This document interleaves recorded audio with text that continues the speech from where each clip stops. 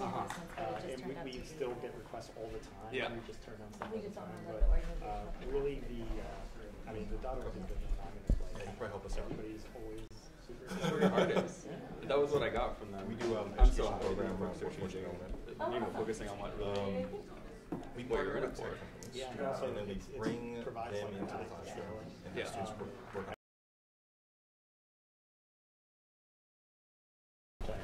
for them to get hired. We still have as interns. That's so cool. Yeah. That's cool. Has it All felt like a around big the change, county or has it right felt like more like an incremental in each school change? Yeah. I'm from San Leandro. I don't know if you're familiar with that. Yeah. Oh, cool. I realized that our city was transforming itself. And I was hearing too much about attraction and started using attraction as the mechanism of building our city. Yeah. And so I realized that there was a lot of students in the high school nearby. Feels the same. It feels the same. Exactly. San Leandro High School. Yeah. Yeah.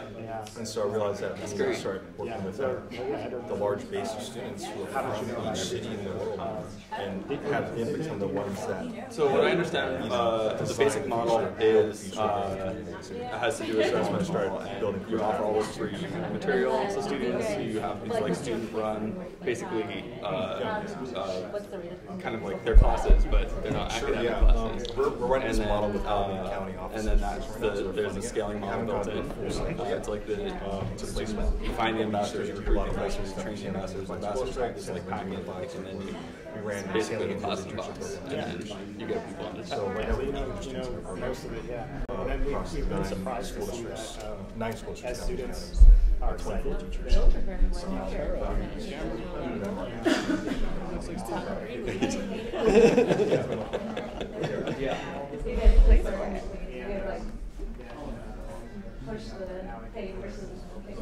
Yeah, we're so used to How's everything transparent that happen, just trying to get people to be engaged. The Career Pathways Trust Grant is a state grant that was issued to all of California, and our area got about 45 that allowed us to build systems to connect industry and education systems, especially high school. So it was really So I like that model where they like they're that's what a lot of the adults schools and, funded. you know, I think a lot of the last 2 years. complaints about there To being build a their pipeline pathways. problem are kind of misdirectional, but some of them are like companies that don't well see Intermediaries. and put money there. Yeah, it goes to intermediaries. It goes into the school districts too. Organizations like The community colleges, like funded chamber of colleges too, like to any good engage spot for to the help with that. engage third party. I'm sorry. Yeah, go for it. You know what's funny is that Yeah, how do you feel about it was a good it seems experiment. like you have a model. You have a But we found that the theory, and it chambers, I seems to feel be like, pretty very better. It territorial seems like with it's their working. contacts. Are there like problems that you're really worried about, or do you feel like it's basically? And they didn't necessarily push as hard as the school should. Like I actually worked with the chamber at San Leandro. I don't think that exists. I don't know if that exists. I know Michael, so I don't know. No, it was fun for me because I did a lot for it, but all the other chambers didn't really. It exists where They funded the chamber. That's how they saw it. And there was no like, it does, right? Because we're not changing. It wasn't really a problem because they just wanted them to participate and like just help. So it was hard to kind of get them bought in on the deep level when they cared about education. You know, when people care about education, they care about it. So not everyone cares and understands, 5 sure. perseveres through the hard work. I'm driving back to the city. I don't know what time this thing You're ends. safe then. You're supposed to Okay. be the For us, as right now, we get a number of applications from folks from our I met your sister, I think. Margot. I met Margot. And I sent like 6 engineers your way. You I'm did? a huge fan. Oh, thank you. Yeah. I love what your work's doing. How are your engineers? But I don't think we interviewed pathway. I don't know who all I sent over. The only one that I know personally, I mean, like, we got like 4,000 of them, so I just like, posted to them, and a lot of them applied that I don't know about. the only one that I know well. What's that guy's name? Yeah, we're missing the community college piece. I don't remember his name. We're missing. We're in touch with Lane College, Rock College District, and Chabot. We're just starting to conversation. But it is tough because they're not hireable. They're technically not hireable, even under the minimum wage job. Their skill sets, yeah. They're not fully there yet. Yeah, maybe 12. Mostly 11. So we actually have a specialized practice for senior engineers and hiring specifically. We do that for Coinbase, and because everybody wants people who are going to be in leadership positions, mentor, diverse leadership. That's great. That's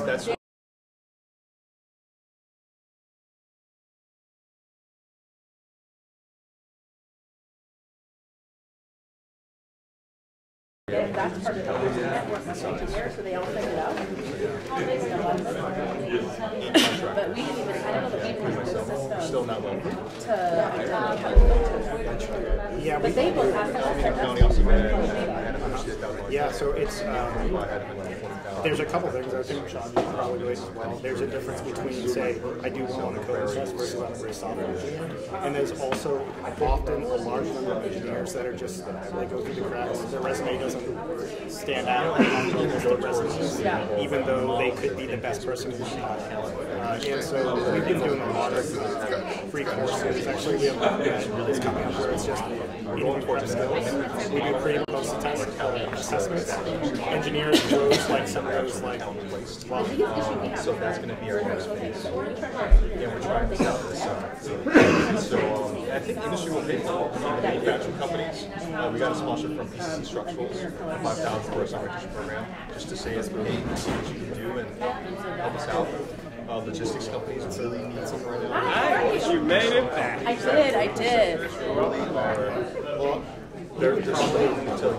We wouldn't be a fire hose, we might have like students, so we can get things started. but it also takes on your interview drones or products, whatever, and then intersect them into the vertical niches. I think we'll have so that's I don't think we have problems.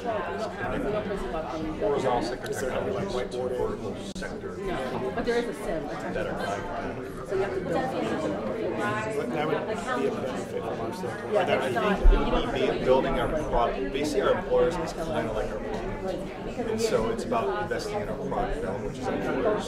So our employers become our revenue stream. It's what we want to see in the future. But I would say 15 to 20 like medium to large organizations would pay for it now that would sustain us to have the program sponsored.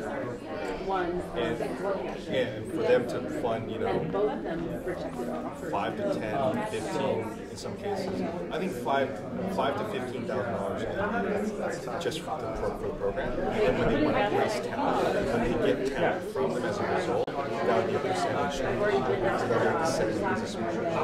And then educational institutions are going to pay their fair share as they see. But honestly, schools are still have they're dried out. But community colleges now have a strong working experience, which is going to be the next wave. So that's going to be our phase 2. I don't know. Oh, we won the East Bay Innovation Awards. a lot of Yeah, and then the education category. So that was a nice feeling for me. And then I was at a bar table like this with about 30 people for dinner from Steam to So that was really nice. I was invited by the chief innovation officer for So yeah, just been connecting well. like state architecture. I actually feel as if it sounds like A couple of they sounds really want to work for you. So I mean, well, I've kind of started if you're a marketing started my own organization. Oh, that's better for me. Yeah. Light is always good. Hear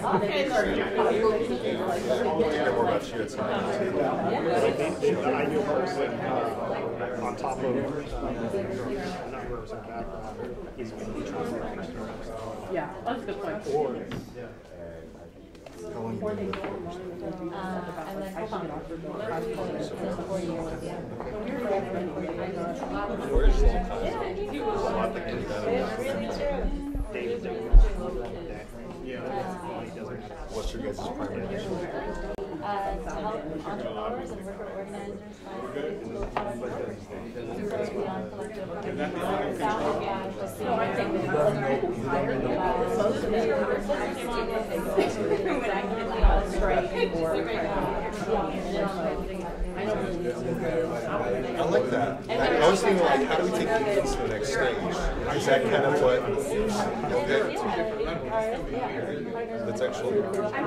Yeah, I think that's neat. I went to visit the IDW in Washington DC, and we have an IDW at the Zero Day Center in San Diego. So he put me in touch with him, and I met the president too. And just the history of what unions are.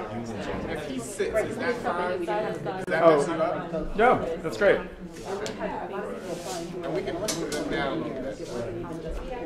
Yeah, the history of unions is an incredible history.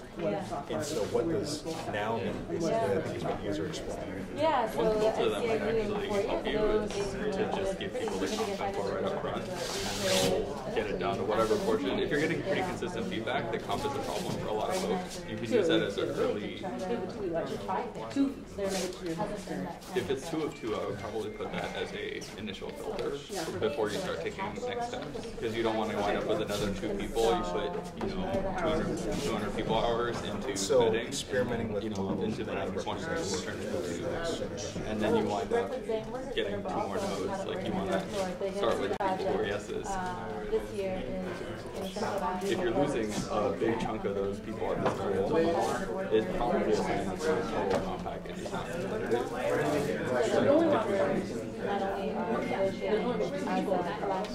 Yeah. But they're also 5% Yeah. There's no intermediary. Like I said, there's Yeah. no intermediary that's negotiating. And it's really crazy because it's like, it's like one contract for workers, so that they have all different contracts. Yeah. Yeah. So at its peak, it'll be. That's the exact case for like my favorite person I sent you folks, Justin Webb is the guy's name. He had that same problem. And you talk about Selena's mom. I think we made an exception, so we hire a lot of our alums as TAs. I think we made an exception That's something. something to do with. Yeah, it's like I mean, like there's a lot. That's we see the same problem.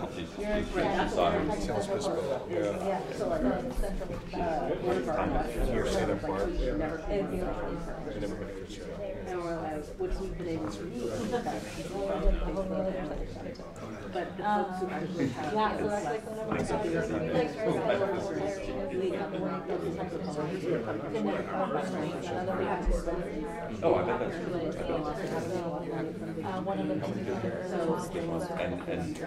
platform to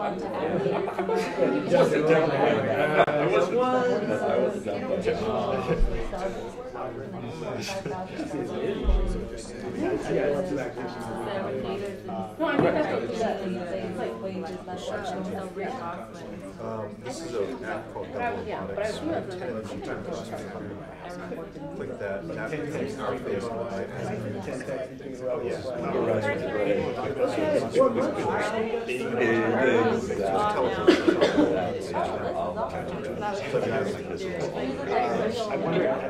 Yeah, it's a rolling robot. So this is the floor. It's like this self-balancing thing. We also do internet, so it's very nice. But I just parked it.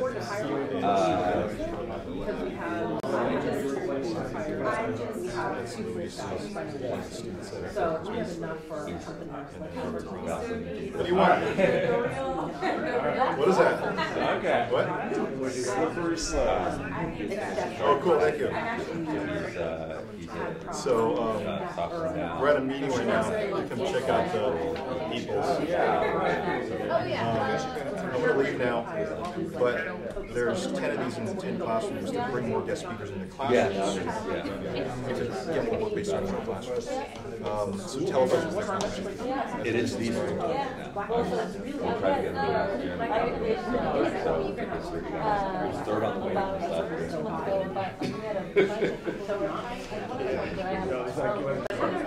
and come on, 3 kids. Oh man, these guys.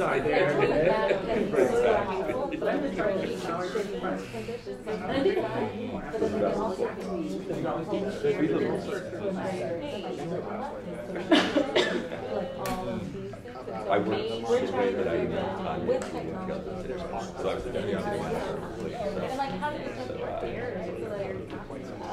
And I hired her actually.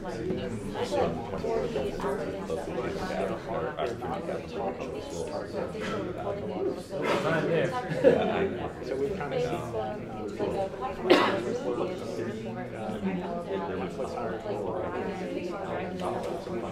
Oh, just that innovative display. They're not. There's one that had seen lead, and it was she's trying to move towards lead, L-E-A-D. And she's creating a machine learning kind of scenario for racial and social bias in the workplace, so that you can use chat language and use natural language and actually identify when there's a bias scenario for racial and gender inequality. And it'll inform human resources. But the thing is, they need to help build culture. Yeah, through processing of natural language. Not only text, but we'll assume that they go through homes that are you can get people to talk about too, which I think is better because no one's going to chat. Right.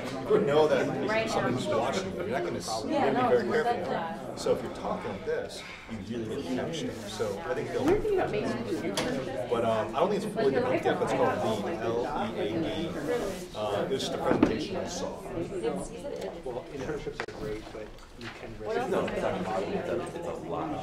No, it's a pretty small. They're really under-resourced. They're based out of CSU East Bay, and I really want to help them. I feel like they're building a community of people. They're just like super under-resourced. It's like a student version. It's like a student-run volunteer conference, and they do start a weekend. And they do all these events as well. It's really and they become for something like yeah, CSU is space. Also, want to put in touch with Jean Rice. She's with NTIA, which is National Telecommunications. It's a federal government, but they're part of this thing called an agriculture supercluster. So the ag supercluster, and that is part of the NIST, U.S. Department of Commerce, Federal Smart City Initiative, called the Global City Team Challenge. And this Global City Team Challenge is about 2,000, 3,000 people across the world creating action clusters of project teams. And they have all these super clusters in there. No. And they just come together.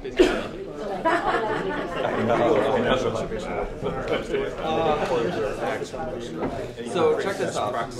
The title, the access, equity, DOE actually broadband access, color proofs, non-accredited it's an impressive thing to receive smart cities. and we were one of the first 7 I'm on the team. Not on the ag team, but and the goal was, I mean, our vision. Yeah, it's this other world that I feel like we're building. That still seems like a good idea. DOE, I feel like obviously. But the experience of working, we had to do that program with the university partners, and the experience of trying to work with the university partners and creating that. So I always tell people people really want to do that. But I think I'm more of like I think it's funner to do the work right now. You know, so I think now it's about I'm not losing one for customer training is part of the goals of the challenge. So you may want to check that out because I'd love to put you in touch with GS. I think you'll be able to find some cool partners, especially around what you're doing around. That's right. I'm going to IQ5. Oh yeah. GS is super cool. Yeah. So I can send you more. That makes sense. So really. He's so happy to see you. Bye, you guys. Good to meet you. So nice, and thank you for sending us engineers. Still your big fan.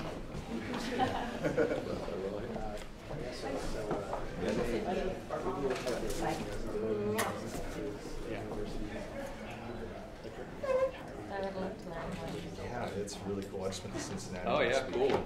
I'm speaking on behalf of this whole team. It's interesting because Department of Homeland Security is now funding the Global Safety Challenge in addition to this Department of Commerce. Is that new? Yeah. Is it new? Yeah, and they're adding a whole cybersecurity layer into the We didn't even get that far. I mean, what we did was we started. I mean, every conversation was basically the same, and it went basically. pause as in like what are they if trying we to do? if we did a pilot No, together because I think where your engineers hold marks like went the through thing like comes basically with something like accounting accounting and study stuff. I think it's time to have this those would normally not be possible, but what are we going going to shape to the do comes to fantastic. and what we have to start discovering. If your engineers went, your engineers went and did Cybersecurity is the study abroad. What is the And turn out cybersecurity the pilot privacy class layers was like way less likely to struggle. that's Scott things like Scott House and objective before they have all these skills that they really know. and this used to be called Would you Smart want to America. scale it up to your whole? Yes. And the answer is no. So The answer is no. they Everywhere. global Like challenge. that's just not. There's no. Everyone's doing Not this expectation. It's what we do in this station. So Well, it's not the enemy. Just like somebody. It's like I was a refrigerator manufacturing company. It's like, why are you talking to me about a partnership? Like we just don't do the same stuff.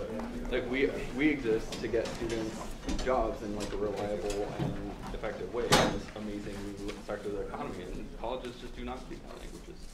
We just work over and over again together.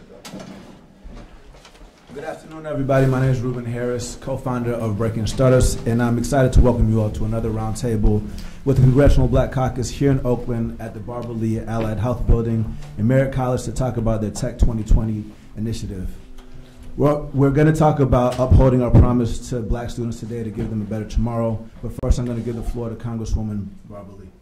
Thank you very much, Ruben. Thank all of you for being here today. And I'll be very brief because we want to hear from you as it relates to inclusion, African-American inclusion in the entire tech sector, specifically around workforce development and skills training. And I have to just say, it's really very important that community colleges especially be part of the discussion, because we visited many tech companies and we know that now they're beginning to think of community colleges as in addition to HBCUs as part of their STEM education.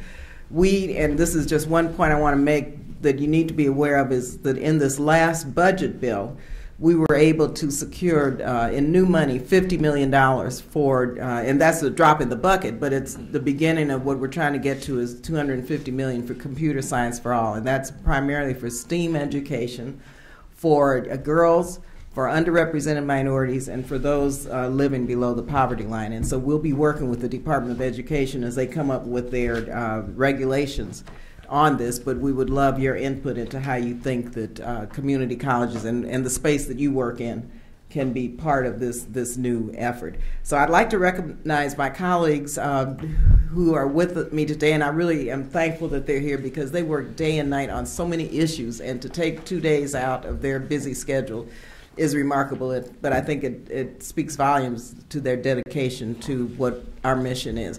Congressman G.K. Butterfield, who's the co-chair of the Tech 2020 initiative, which was actually started when he was the chair of the Congressional Black Caucus, primarily focused on inclusion and equity as it relates to African American in all aspects of the tech sector. From North Carolina, also serves on the Energy and Commerce Committee. Thank you, Congresswoman, and good afternoon to all of you. Thank you for coming out this afternoon. I'm looking forward to a great conversation about the issues that we all care about so much.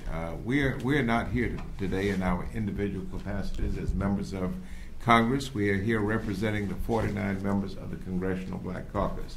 There's no issue more important to the CBC than the issue of diversity and inclusion in corporate America.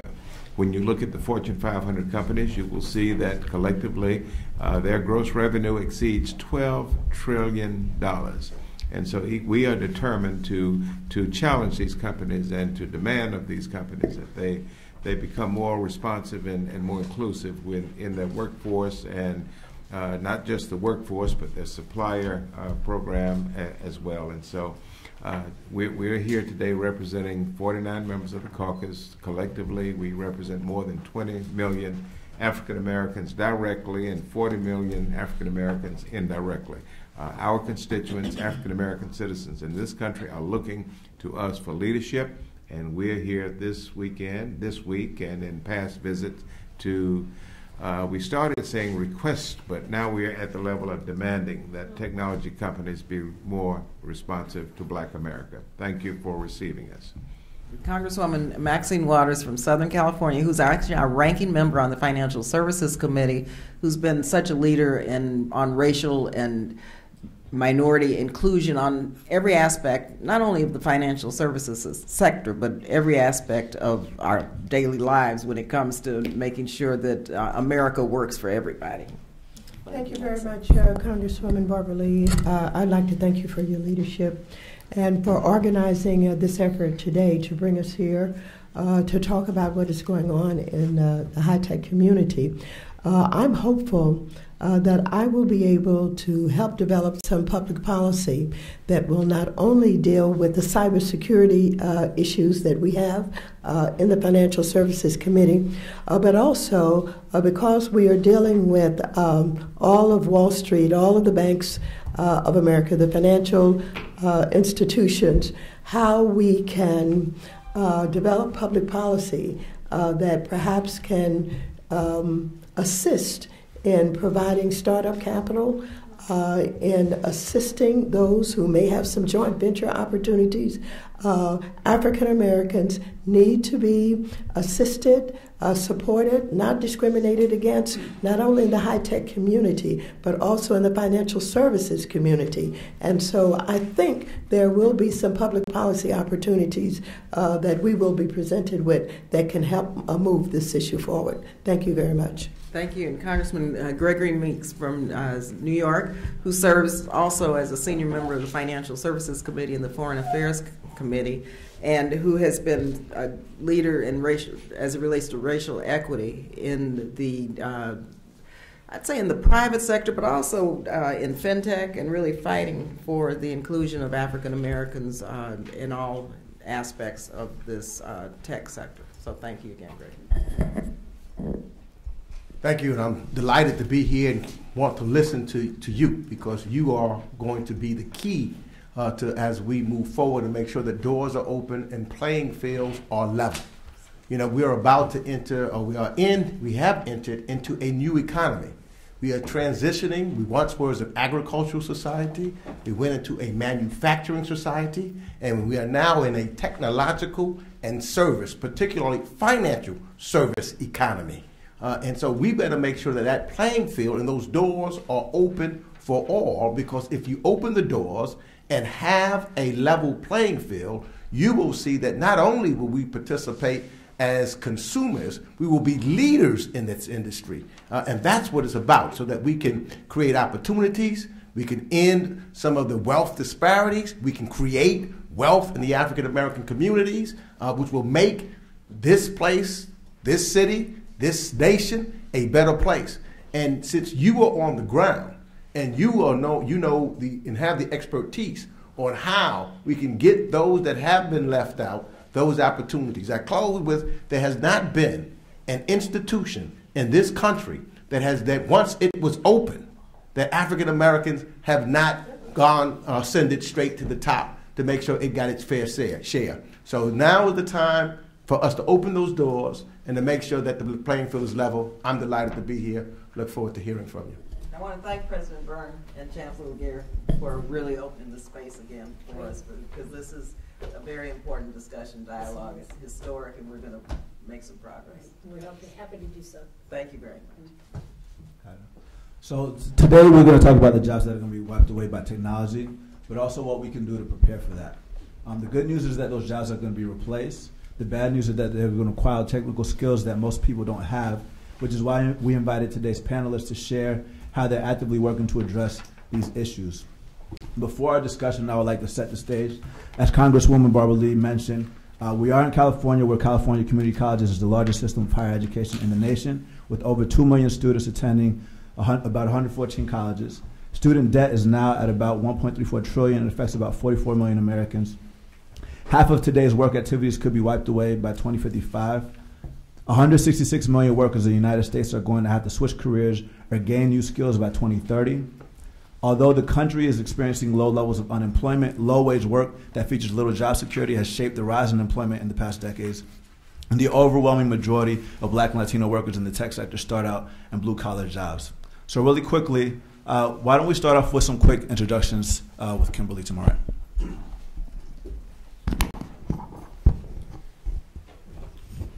Good afternoon. Can you hear me? All right. My name is Kimberly Bryant. I'm the founder and CEO of Black Girls Code. We're a nonprofit organization founded right here in the Bay Area. Our focus is really to address the issue of diversity and inclusion through the lens of African American girls and women. We work with girls as young as 7. We keep working with them until they're 17.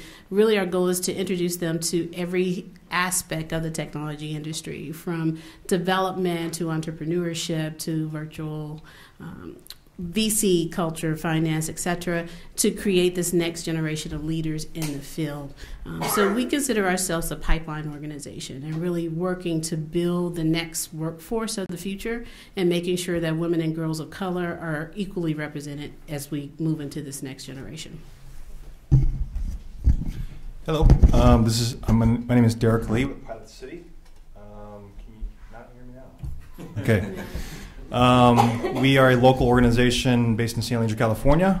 We are working with Alameda County Office of Education on career pathway-oriented programming called Workforce Incubators, and we are partnering with tech companies, mostly in virtual reality, Internet of Things, robotics, drones, 3D printing, all the exciting new things going on in the world, and we're having them partner in and actually work with students directly in the classroom and have those students create projects through project-based learning that would then lead them into actually having a portfolio project that they would be able to get hired from for internships.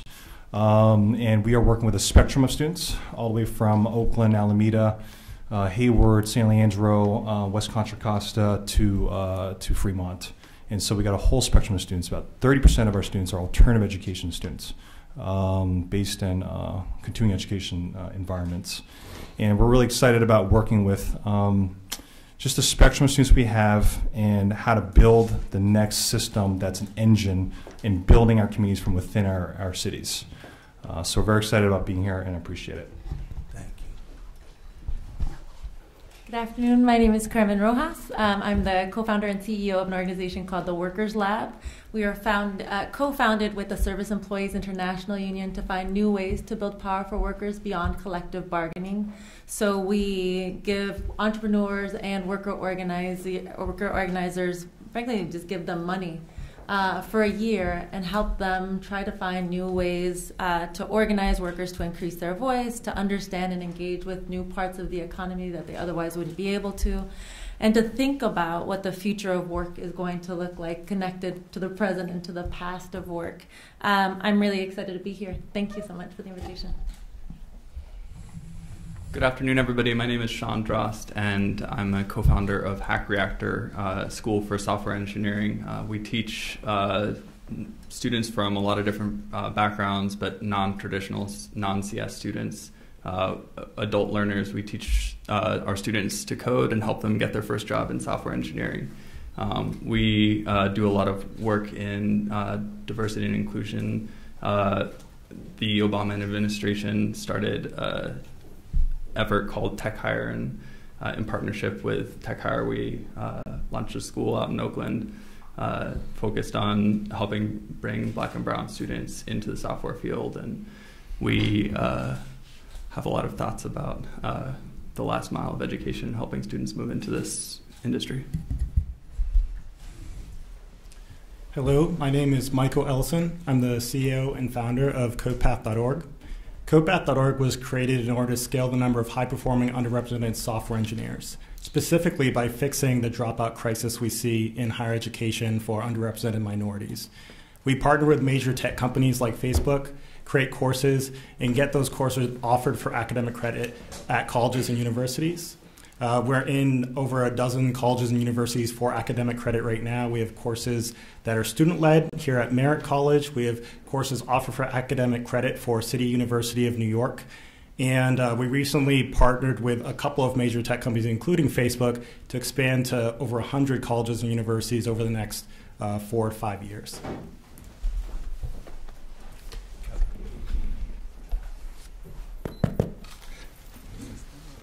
Good afternoon. My name is Kevin Nichols. I am the founder and CEO of the Social Engineering Project. It's basically an Oakland-based, Google and Microsoft-funded social impact venture with Stanford University designed to address the lack of diversity in the tech industry. The term social engineering comes from a quote from Charles Hamilton Houston, who said, "A lawyer is either a social engineer or a parasite on society."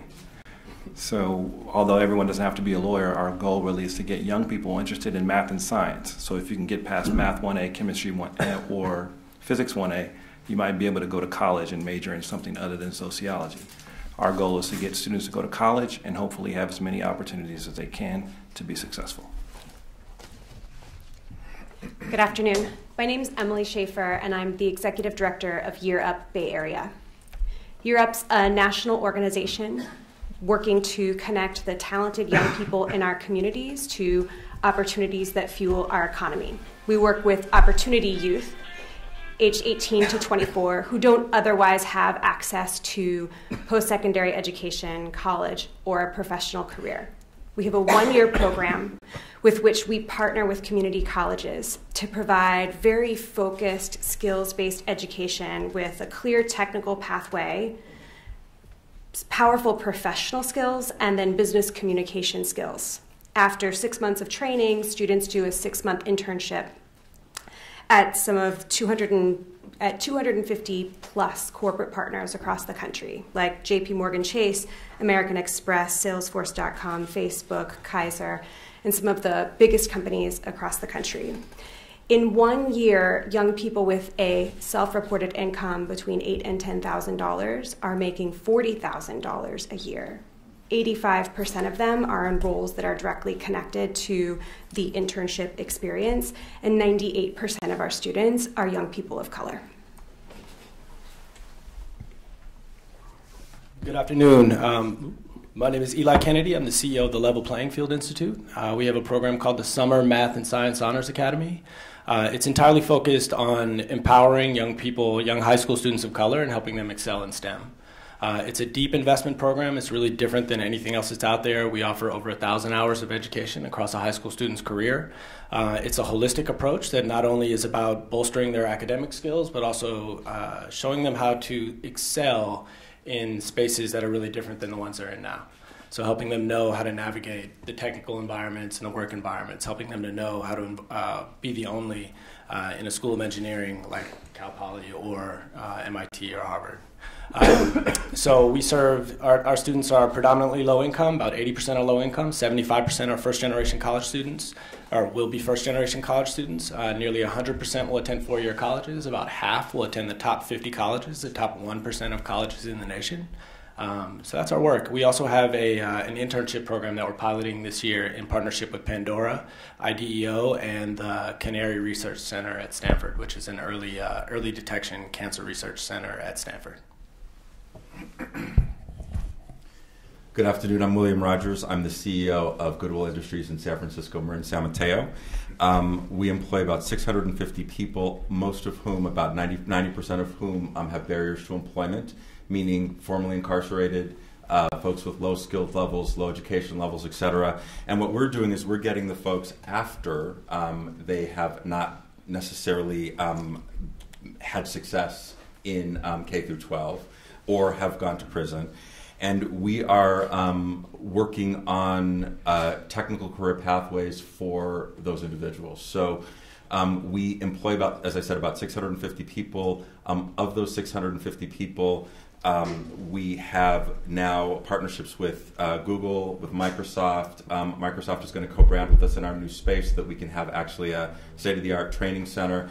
And what we want to do is we want to help folks who or what we do is we help folks who would otherwise not be employable by many standards. And I will tell you that even in lots of our conversations with tech companies, you can say, look, this person has gotten their N+, S+, and A+ certifications, et cetera, but they will not be hired because they have a felony. And that might be a drug felony from 10 years ago. So I think that I want to make sure that we don't forget here is that there are also the parents of the children who are in school now and what their children see their parents doing, but these are also folks who are kids who the system has failed, and we need to make sure that that is part of the group of people in this country who have been shut out of the workforce, and we need to be considering. Hello. Hi, my name is Sashi Jain. I'm the co-founder of Techeria.org. We're a community for Latinx people in the tech industry. We started because my co-founder and I one day came to the realization that we didn't know any other Latino engineers in the Bay Area. Since then, we've expanded out from the Bay Area to Los Angeles and now New York, and we have an online community where people use us as a resource to find jobs and to learn new skills. Hello, my name is Idaline Bobe, and I'm the founder of techactivist.org. What we do is prepare our communities for 21st century defense, self-defense skills. We teach political education and tech training tools to poor working class communities so they understand what is being made in Silicon Valley and how would that impact them, their benefits, and different things that they're up against. Thank you. Good afternoon. My name is Eloy Ortiz Oakley, and welcome to all of you. I have the pleasure of being the Chancellor of the California Community Colleges, the largest system of higher education in the nation, and certainly the gateway to higher education for the majority of students of color in California. To give you an idea of the scope of the California Community College system, nearly 1 in 4 of every community college student in the nation is a California Community College student. So we feel that our work is not only impactful to the state of California and its future, but to the nation, primarily because of our size, but also because we are the gateway to Latino, African American, all students of color, as well as low-income students. So we're very much focused on the issues that are on the table, and I can talk to you all afternoon about what we're doing, but let me just say that we're focused primarily on 2 parts of this pipeline. One is the pipeline of from K through 16 and beyond. We don't see that that there is a point of talking about K through 12 anymore because a high school diploma can no longer get you into the workforce in any meaningful way. So we want to extend the conversation beyond a high school diploma, blur that line, and really focus on getting our students to get a quality post-secondary credential. Beyond that, we're also focused on the incumbent workforce. We have over 8.5 million working adults in the California workforce between the ages of 25 and 62 that only have a high school diploma or some college. This is a very vulnerable population. The future of work, the changes that are happening today because of automation, AI, machine learning are devastating this workforce. And unless we can find a way to upskill them or reskill them, then we have lost an entire workforce. And Without a livable wage, these individuals have a hard time raising families that can then participate in our public education system. So we see this as both a pipeline issue and an existing incumbent workforce issue to provide them the skills they need in this current economy so that they can not only survive but thrive. And of course, our workforce, as you can well imagine, is brown and black. So beyond that, I spend my days trying to convince a very hostile administration so why community colleges are important and why brown and black students are the future of this nation. So thank you. Thank you, everyone. So as you all know, there's going to be a massive labor shift over the next 5 to 10 years that's going to require an educational infrastructure, not just for entry-level jobs, but also for mid to senior level jobs as well. And I think it'd be great to start off the conversation actually with Eloy to talk a little bit more about some of the things that the traditional education system is doing to keep up with the pace of technology. I think you're doing something with the 115th College. Is that correct? Yes. So as you can well imagine, there is a tremendous amount of activity trying to reimagine our traditional public education infrastructure to better match the needs of not only today's students but the workforce. And so whether it's the transformation that ASU has seen or the creation of competency-based education models throughout the country to try and better serve adult learners. The California community colleges are right now trying to reimagine how we deliver education to a greater number of individuals through the use of technology. And so Governor Brown has proposed the creation of the 115th College to be completely tech-enabled, online, competency-based, targeted at skill acquisition for the adult workforce. As you can imagine, this has caused some consternation in California, as it should. We need to begin to question, are the models on the table sufficient to deal with the needs of this workforce? We feel, my team feels that they are not, that we need to lay an infrastructure now in order to deal with the changes that are happening in the workforce, both in terms of the tech sector, but more importantly, every sector is becoming a tech sector. Every sector is using machine learning, is using much more automated methods of deploying resources. And so unless our incumbent workforce is better trained, we need to consider what that's going to mean to our future. So we just launched a partnership with SCIU to begin our first foray into this area with the healthcare workers under UHW. These are some very vulnerable individuals because of the changes that are happening in healthcare alone. So anything that the Congressional Black Caucus can do to help support this kind of training, this kind of education, and things like short-term Pell would significantly help us deliver this kind of education to this workforce, helping us better communicate to the Department of Education, the administration, the need to invest in workforce training. And if there's an infrastructure package, we need to ensure that the workers that are in the workforce today have the means to be upskilled or reskilled in order so that they can participate in the investment that we finally make in infrastructure. Because all these fields require some sort of technical training. And so we can certainly talk more about the current pipeline and doing more to support African American students to get into the tech sector, and that is something that we need to continue to do. But we need to do it at both ends.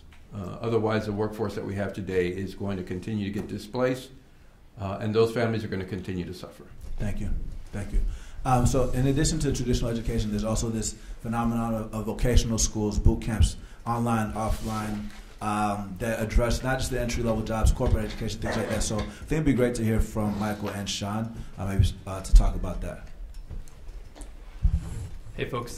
So as Ruben said, I run a vocational school for software engineers. Within our field, we are one of the largest educators. So we educate about 1,500 software engineers per year, which is kind of comparable to the UC system.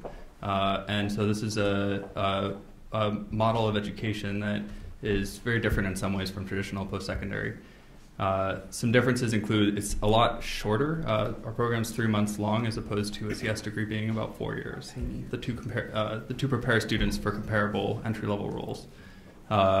This model is interesting sort of beyond software engineering. We've seen it work in a lot of fields that are considered vocational, but I think that what coding boot camps and similar educational programs have proven is that the fields that we think of as careers are actually amenable to the same type of educational model. What is missing from the model right now, I think, is there are a couple of pieces. One of the missing pieces is that it's highly dependent on a massive imbalance between some supply and demand, such that students will privately finance this type of education, and it also creates an access issue.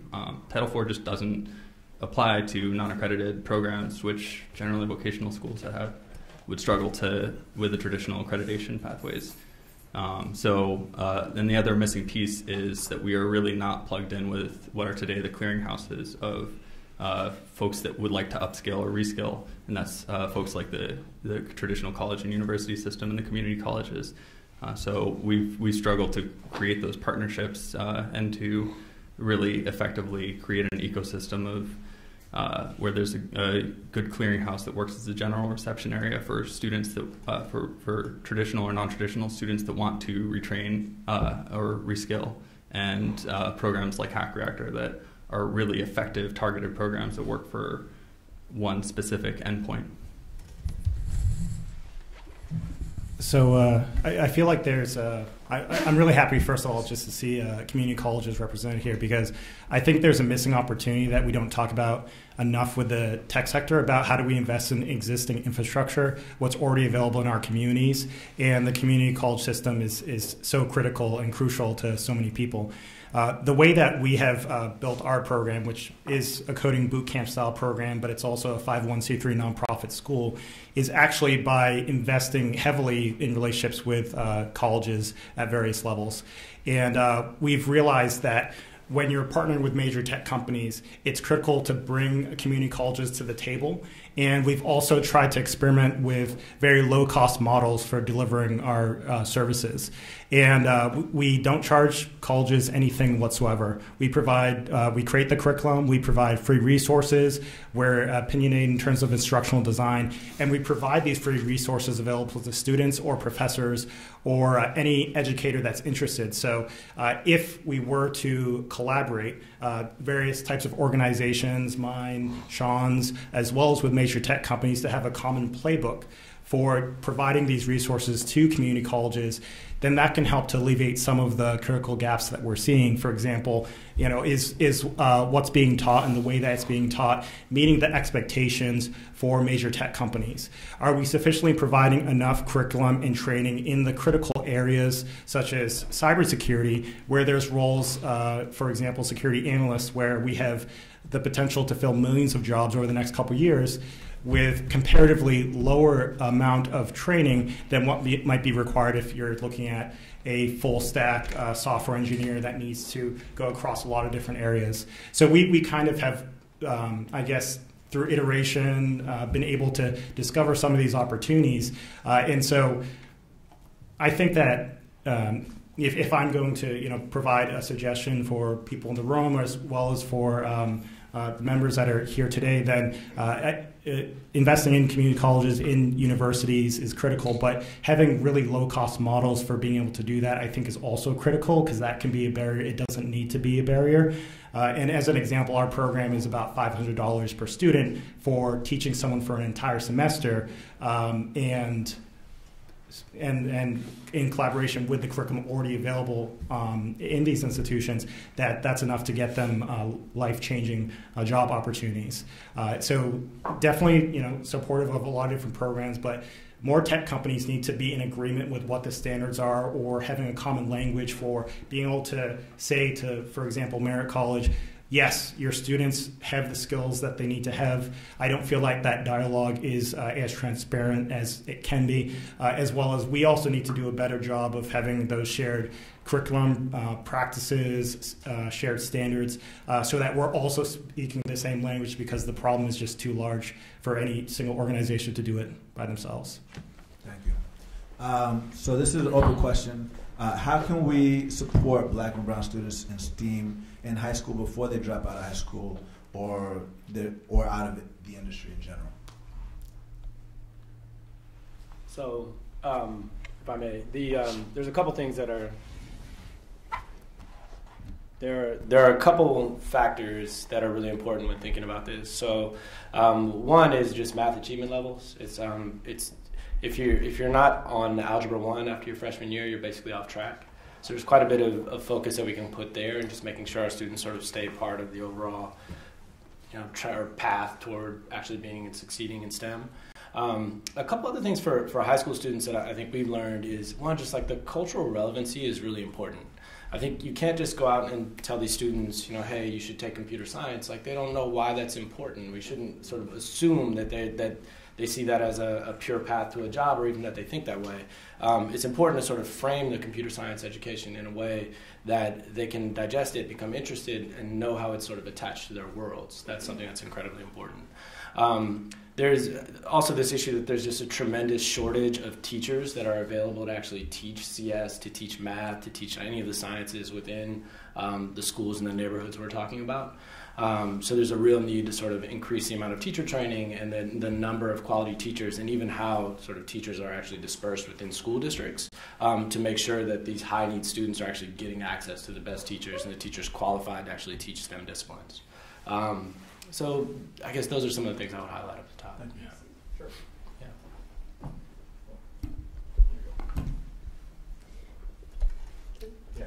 Yeah. I think one thing I would want to point out here is that when we look at Black and brown students, and particularly women, high school is too late. So what we found in both the programs that we do with Black Girls Code, and what we've seen the research to bear out from companies such as Google, is that for girls in particular, and certainly for girls of color, Black and Latino girls specifically, they must be engaged in an intense STEM focus and immersion by middle school. And if we don't get them involved early, we will not have them by the time they get to high school. So it's critical that there is a focus on making sure that there is tech education in public schools. But I also want to push on the concept, especially with the funding that's coming from the Department of Education, that there is some specific language that directs some of that funding from direct in-school programs to after-school programs. A recent report by Google showed that for most Black and brown girls and Black students in general, Black and brown students in general, they get most of their STEM education outside of school. So I want to be sure that as we start to focus about getting tech education as part of our K-12 educational system, that we put as much focus for Black and brown students in after-school programs like Black Girls Code, Level Playing Field, because that's where our students tend to have the most success, because they tend to be still disenfranchised in traditional school programs. Got it. Hey, so my name is Evelyn again, and I wanted to talk about this. Not everyone who is interested in tech education wants to join Silicon Valley's tech pipeline. There's a lot of communities who are really interested in knowing how can they use and solve today's problems with tech education. So currently today with a 3D printer, you can create 10 houses. When you're talking about poor young Black and brown children, if we taught them those skills, what programs would they be creating with that knowledge? A lot of our education and our narrative that we talk about is about scarcity. There's not enough jobs, there's not enough resources, but we all know with the tech tools that we have today, we're living in a world of abundance. So if we're talking about this, what we can create, it offers young people a more creative way to really engage with tech education. And I think as you were talking about the cultural aspect, that's what they're interested in. They're interested in solving today's problems because they know that their mothers work really hard and they're still poor.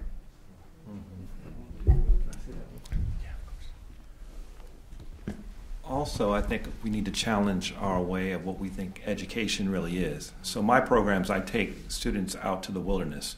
They go camping for a weekend, and I have tech companies come up and teach them in a low-tech environment what they do for a living. So imagine communicating what project management is from a coding perspective without the ability to show code. So it makes people have to use their minds and extrapolate what they're doing, the underlying principles of what they're learning, so that they can utilize that in various areas and various careers opportunities for them. So just wanted to say that.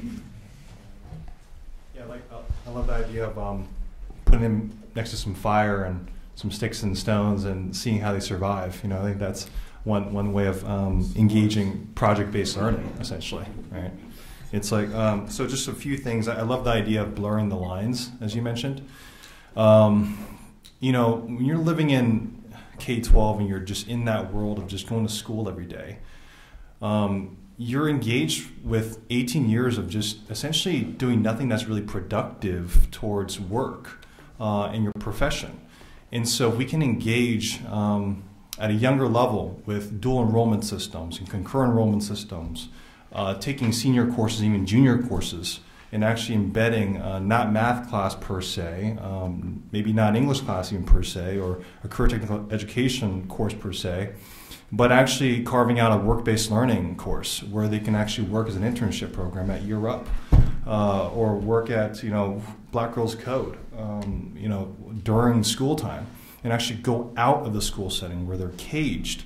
I think that really builds a phenomenal sense of connection to the community that can really build and engage them with the real world. We're finding that all our students, for the most part, except Irvington High School and Fremont or something, are disengaged, and teachers are just struggling with being able to actually engage them in a way that's really exciting. So I would say project-based learning is a good move. I think we need to start working with our employers and tech companies and just companies in general and creating employer-relevant, industry-based project-based learning, moving towards work-based learning and integrating that into the actual school time, be able to break down the barrier of actually having to, leave, be able to leave school and actually work.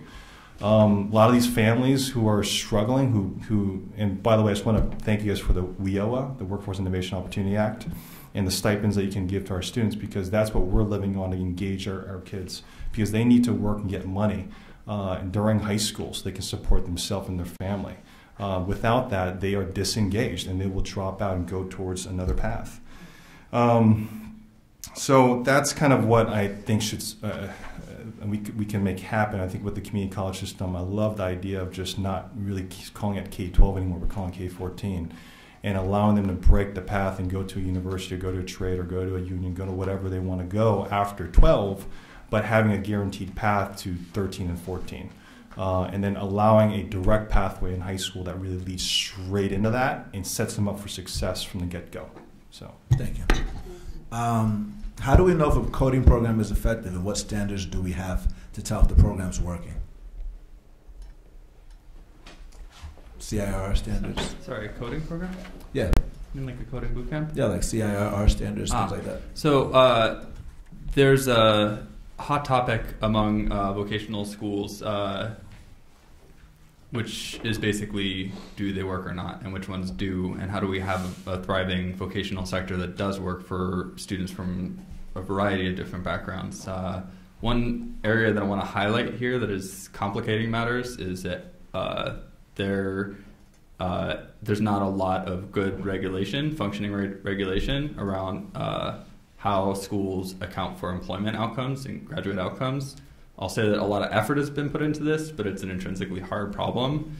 There's a lot to be said on this topic, but my school has participated in a California level task force to work on this problem at the Bureau for Private Post-Secondary Education, and our recommendation is to adopt the work of the community college system, and which is basically collect Social Security numbers, track track before and after tax receipts, and use that as the basis. I would love to see more post-secondary money tied to employment outcomes, and see that see a nationwide system for post-secondary education, both accredited and non-accredited, tie into that system, which the name of it is escaping me right now, but it's something Gecko. Do you remember what I'm talking about, Eli? Not off the top of my head. All good.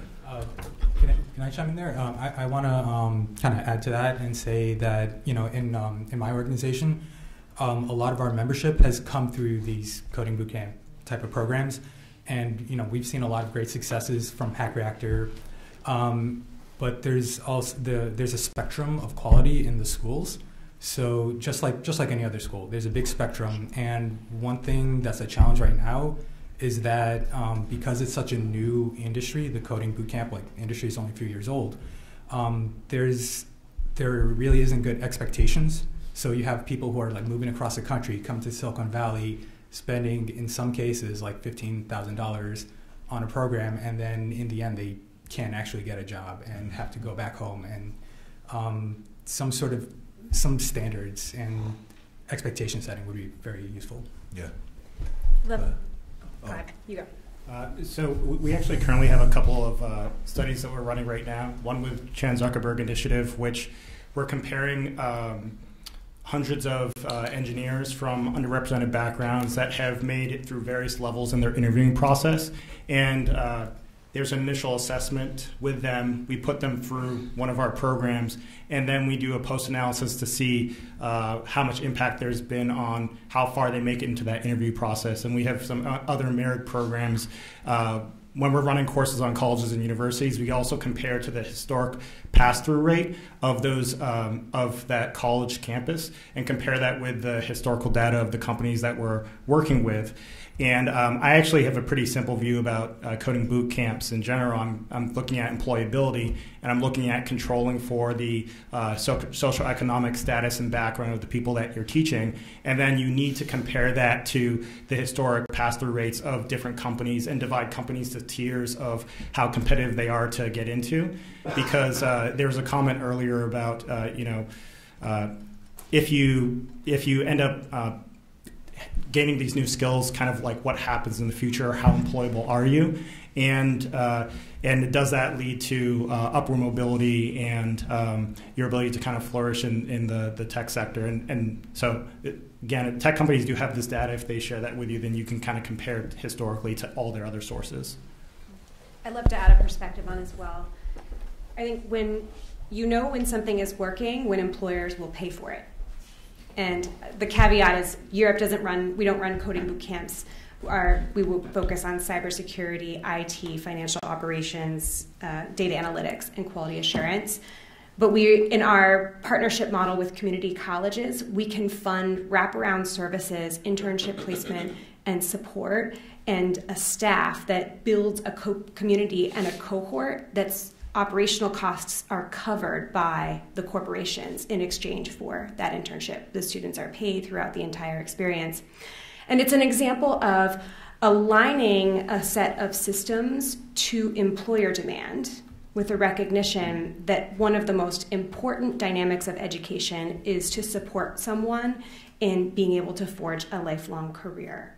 So we partner with community colleges, build a curriculum that's oriented toward an internship that is valuable to a company where they pay us, and that funds an educational stipend for the student, both while they're training as well as while they're in internship, and also the wraparound services and support that low-income students need in order to make it through such a rigorous and demanding process. Got it. Can I just add one thing on that? One thing I'd like to see, though, and I think this is we don't do coding boot camps, but I'm just speaking from an ecosystem perspective, is that I think it's great that companies will pay some organizations for the programs that they do, but when we're looking at Black and Brown communities, we're looking about being able to change trajectories in families, right? So I think that it's one thing for a program to get paid for an initial placement, but I think there needs to be some standards that tracks the students over a longer period of time. I think maybe Sean mentioned it or somebody mentioned it about looking at how their income level from a family perspective has changed over a 5 to 10 year period after participation in a coding boot camp. I think that's the really the lever that shows that the program has been successful if it actually has some sustainable growth for the person that's attending.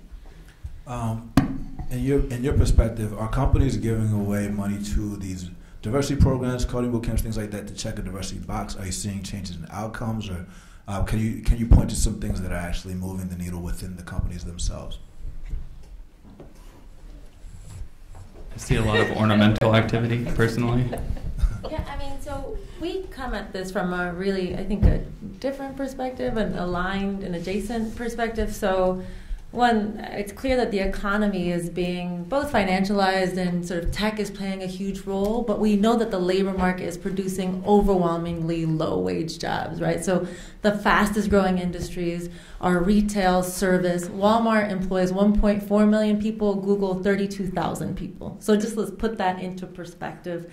The economy, I think, one of the rubs for me from the worker perspective is that I worry that we're spending a whole bunch of time trying to crowd Black and Latinx folks into, frankly, like 1 or 2 jobs that don't guarantee long-term well-being, without talking about the need to really bolster wages, think about long-term well-being. We're going to need people to care for people forever in this country. So how do we make sure that those folks are also taken care of, that they're not poor? And we've reached a point, I think, that kind of disassociates where our economy is and where the labor market is. There isn't sort of an apples to apples conversation. We're having an apples and oranges conversation. For us, so I'm like one Latina that sits at this really weird intersection of capital, tech, and labor. So I get invited to a good number of events on diversity and inclusion. And more we realize that it's actually not moving the needle at all. That frankly, the D&I people who are placed in these companies are neither authorized, nor do they have the money to actually change anything within the company. So it's somebody who's awesome. It's like the best looking, best dressed, most amazing, smartest person in the room. But within the company, they oftentimes don't have the authority or the money to actually change practice. And to take it a step further, I will be provocative and say this. I often feel like they place folks of color and overwhelmingly women of color into these positions. And when something does happen in a company, they point at that person and are like, well, where were you at? Right? And so we're seeing that now with like the Nike conversation, where they had a diversity and an inclusion person at Nike. They got fired. And they did get fired. And there's like a weird, I feel like we're trying to solve a problem by placing the burden on an individual as opposed to an industry or a company, and haven't been super thoughtful, and frankly have taken the authority away from human resources. So back in the day, it would be like a human resources person. It would be their responsibility to actually negotiate or to sort of deal with workplace conversations. We've put it into like a little bubble where the person, again, doesn't have authority and doesn't have autonomy to actually do the kind of work that they need to do. Yeah. Does anybody else want to go in on that? Yeah, I want to pile on and say all of that. I want to just double down on that. If there's one thing that we could see that I think affects every question so far, it would be putting the money responsibility on the Fortune 500. If you want to see that change, then put it on their pocketbook. Like if we can see that at a legislative point of view, then suddenly the money starts flowing in a very different way than it's flowing right now. I would describe the level of D&I funding right now to support pipelines and students of color, to support like at the K-12 level, at the community college level, across like where we can find scholarship pools and partners that want to help do that, or referral fees, stuff that Emily talked about, money that helps run their programs. All of that it is dependent on budget that doesn't exist right now. Like if I sit on a SFUSD board, a funding review board, And like I look at their budgets, and like their budgets can't do it. You know, like they can't get solid coding education across all the campuses with the budget that's there now. And but if we can get the magnitude of this problem surfacing in the Fortune 500 companies, and if that's then something that we can actually tackle from a legislative standpoint, if we can like source how the money flows, if we can change how the money flows, I think that will change this conversation. Go ahead. I'm going to step out on a limb here real quick, but one of the things I think that really concerns me is that now that Jesse Jackson's health is fading, like the feet to the fire is kind of dissipating. And I know 3 years ago when he started the Push Tech 2020 conference and got all these tech companies to produce their numbers, and then shamed the companies when their numbers weren't changing. At least they pledged anywhere from $50 million to $300 million at fixing this problem. Haven't seen where that money has gone, but what typically happens in companies is that all of these organizations here are funneled into one or two people that have the purse strings. And for all these organizations to do what they're doing, they want to give you $5,000 or $10,000 and hope that that's going to make a difference in the programming that you're doing, which it doesn't. So companies really need to look at where their bottom line is, and in really looking at their departments on a departmental level and investing in programs with pipeline and partnerships with colleges, et cetera, in their budgets, not necessarily just recruitment, but in their budgets. And that's the only godsend that I've had as far as to be able to get the funding that I've gotten. And that's through vice presidents or directors who run business units who see the value of the programming that I do. If I went to a nonprofit person or the community relations person, it's a dead end, and I'd waste 2 weeks filling out a grant application to get a no 6 months from now. So the bureaucracy has to change. Thank you. Either I was actually just going to reiterate your points.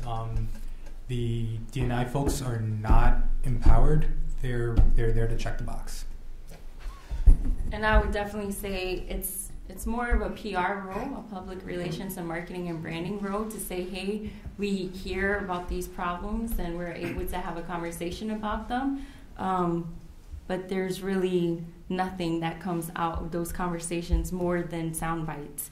And then always, to be honest, even if we did make Google and Facebook and Silicon Valley black and brown, is that really solving the issues in the black and brown communities that we're facing?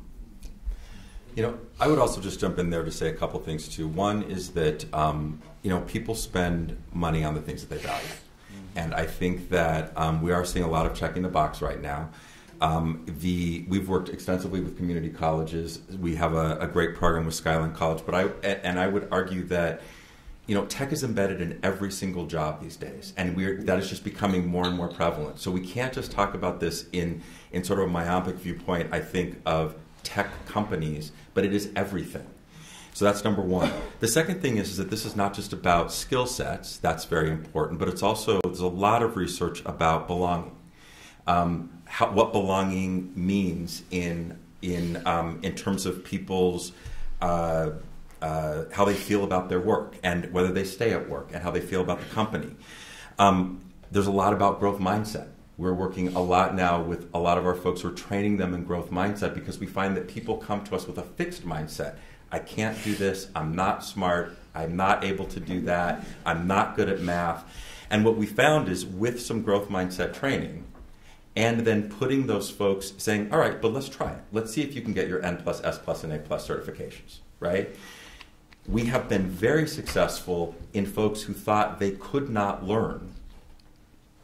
They've gotten their certifications, and they're standing 20 feet taller.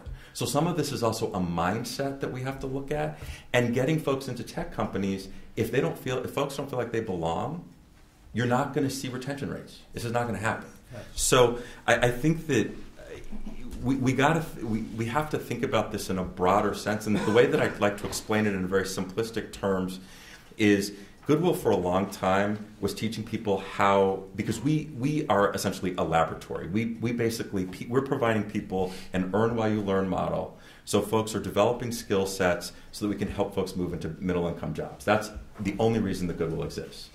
So if you take somebody and you teach them how to use a cash register, what have you taught them? Not much. If you teach them that that cash register has a point of sale system associated with it, that point of sale system generates data, that data can be turned into a report, and that report can actually inform you in what to do in your business. That is actually something. So it's the skill set, it's the technological skill sets, but it's also data analytics and business intelligence that people need so that they can be looking at the larger picture, so they're not confined to this, but they actually can operate at this level. And that's where I think, in many ways, we fail. We think, well, we're going to teach people how to code, but we don't teach people the broader skill set that they need in order to be successful. Yep. May I say something? Yes. I just want to say, I think it's growth mindset both ways. Yeah. It's not Absolutely. just the student, but it's also Absolutely. in the companies, understanding, because where Yes. many of our students go, and our students have made it to those companies, they get there, and you're talking about belonging, Exactly. they don't feel like they belong at all. It's Exactly. the way they're treated. So it's not only the student, him or herself, who doesn't feel, I'm not able to do it. It's when they get there, because now they've gone through our cybersecurity right. program and they're ready to go. But the people who are receiving them don't think they can do it. Well, and they so have it a needs fixed to mindset, happen yes. both ways. Yes. Thank you for that. That's really important. I Yes. would like, since people are throwing in their wish list of things for you all to do when you guys I'm going to do a pile-on. I feel like for us, the two things related to that are sort of front of mind is less sort of the rise of automation or robots taking people's jobs, and actually the rise of contract labor in the U.S. So by 2020, it's like 50% of jobs will be contract in this country. Those workers don't benefit from the same civil rights and sexual harassment protections that traditional W-2 workers benefit from.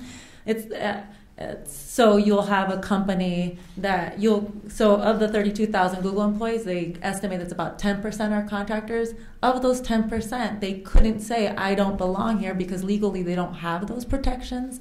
And so trying to think about, as worker classification becomes an issue, how do we stretch benefits that exist for W-2 workers to protect contractors and temporary workers, I think is a real critical issue to belonging. Yeah, absolutely.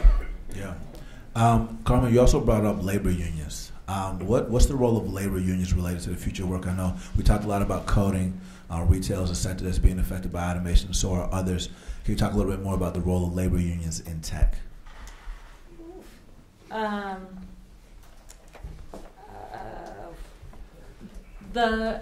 You guys know the labor movement is under attack. I mean, with Jen, it's like literally the days are counted. For us as an organization in partnership with SCIU, we're clear that like collective bargaining built a middle class in this country, but it was mostly a white middle class in this country, and are trying to think about, in partnership with labor, those places where collective bargaining can still be protected or stretched. So trying to have conversations with private sector employers. But honestly, like it's sadly the end of an era for the labor movement as we knew it in the 20th century. And for us, it's really about a couple of things, right? So like, can we create models where working people are not only workers but owners? So in Jacksonville, Mississippi, we funded the creation of a fabrication lab. So people can manufacture, so if you want to make t-shirts, you usually have to send them out to like a big production plant, and they only print them by the thousands. But let's say you only wanted to print 200 t-shirts. At a fab lab, it allows you to print at that scale. So if you're a small business person, you can do that. In Mississippi, it's illegal to have cooperatives. And so they are trying to figure out how to have a black makerspace where they're manufacturing things and actually sharing the wealth of that manufacturing plant with the members of the community. So we're interested in those models that allow workers not only to be workers, but to be workers and owners. We're interested in trying to figure out how to get companies to pay in different ways. So we have an experiment that we're running right now on trying to get 1099 contractors $1,000 when they need it. Because one of the things that we kept on seeing was that traditional labor organizations were fighting for long-term benefits when the vast majority of working people don't have $400 in case of an emergency. And so we're trying to figure out how do we create a model or examples of the private sector actually paying for things, paying for their workers. And if it's not going to be in wages, can it be in the form of a hardship fund? So for us, it's like we're in a weird place because on the one side we're funded by labor and are clear about the numbered days, hopefully not, of the labor movement as we knew it, and are excited about these other models for workers to have power in our economy. I kind of want to touch on something you just brought up about the $400 and something that you brought up related to people that go through coding boot camps. They have the tuition money, but then there's a job search time period to get the job, and if you don't have enough money to pay rent or food and things like that, there's issues. So can you talk a little bit more about the issues that you've seen, how government can get involved, how companies can get involved to support people in that job search period to get into the roles that they're looking for? Yeah, so a few of the challenges we've seen and places where like racial disparities come into play is one of the biggest things is that for Latinx communities, when you're going to a coding boot camp, you're taking a big risk because you have to support your family, like oftentimes. And if you're taking 6 months off to like go to school, that's 6 months of you not supporting your family. Whereas, you know, if you're coming from a privileged background, you know, your parents are paying for you to go to the boot camp and you don't have to like worry about like how you're gonna like cover your expenses. And so there's a lot of great programs out there that do support people who, like one is like Hack the Hood here in Oakland. You know, they provide like a stipend to their students so that they can, you know, learn these skills. Other places where it's a challenge for people to like land a job after boot camp is knowing that after a boot camp you have to continue developing your skills. You have to keep practicing interviews. You have to spend oftentimes 6 months to 6 to 9 months just looking. Got it. I would say, I mean, one big thing that you didn't mention that I know is like right there was housing. A lot of people who are going to these boot camps are sleeping on couches. They're figuring out what Airbnb, like couch surfing, figuring out what Airbnb's unemployment looks really different in the 21st century. And a lot of them are students really trying and really working really hard to move forward and to learn tech.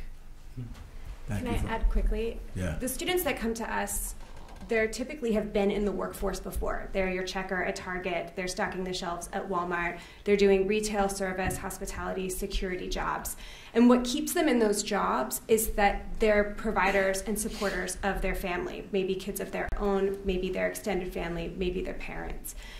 That keeps them in that minimum wage treadmill, and school, the one thing that could break them out of that, becomes out of reach. So I would love to just express my support for financial aid, Pell funding. We are very lucky in California to have the Board of Governors fee waivers for low-income students. These funds make a huge difference in the lives of students and make higher education achievable. It's still a really hard road, and if there's anything we could do to build that up, I think we'd see some really dramatic outcomes in our workforce. Thank you for making that point. I love that the members and several people in the room are passionate about cybersecurity because I think that security and self-defense is a unique issue in Black and brown communities when it comes to even trying to learn. So, Edaline, since you are a leader in cybersecurity, can you tell us a little bit more about how we can prepare our communities with self-defense in the 21st century? In the 21st century, what we're living in today is the prison no longer has walls. It's digital.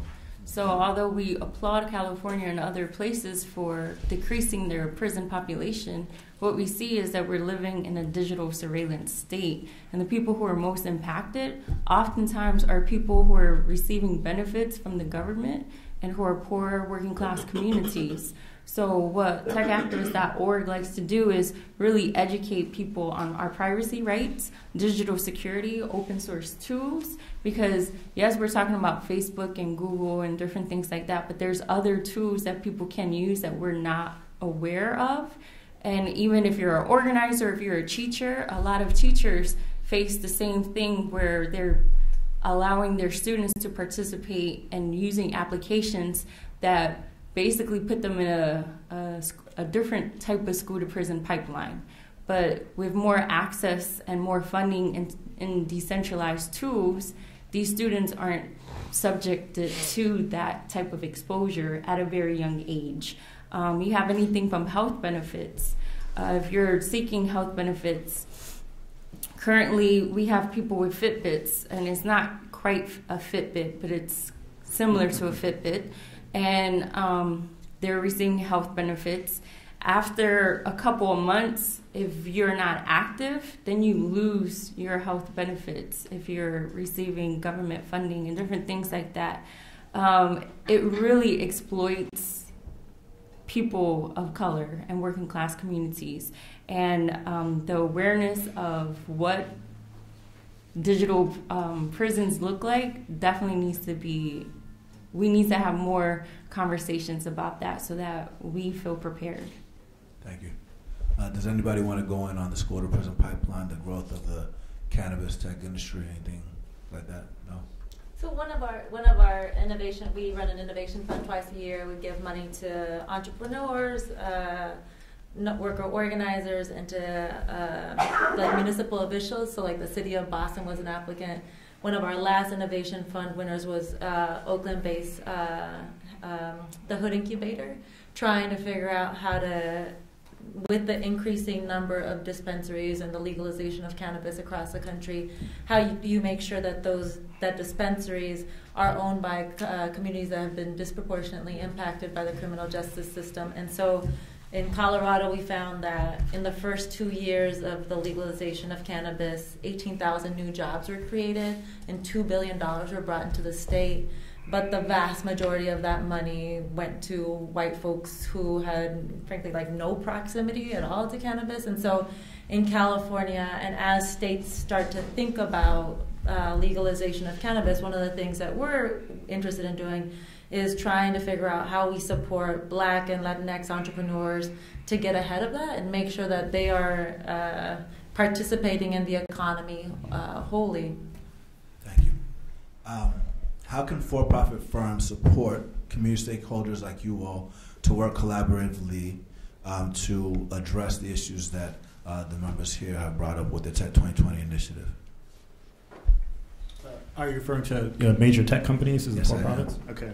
Well, so there's a couple things that I think are just really easy for major tech companies to do. Investing in a more apprenticeship-style programs that are across the full life cycle of different workers. It's not just someone who's coming out of school. It's not just someone who's coming out of a coding boot camp.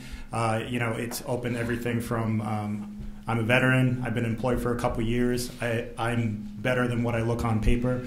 And so tech companies, this is actually pretty easy. A lot of them have been interested, but they haven't really been doing enough, largely because of what we mentioned before. A lot of D&I executives, they're more of a face. They're not really actually have a lot of power inside the organizations. Other things tech companies can do that are very easy. So a lot of boot camps will have to create their own physical space for teaching. That is very expensive. We've been surprised at the number of tech companies that just provide free space. We've actually never ever had to pay for space, and we teach around 2,000 students every single year.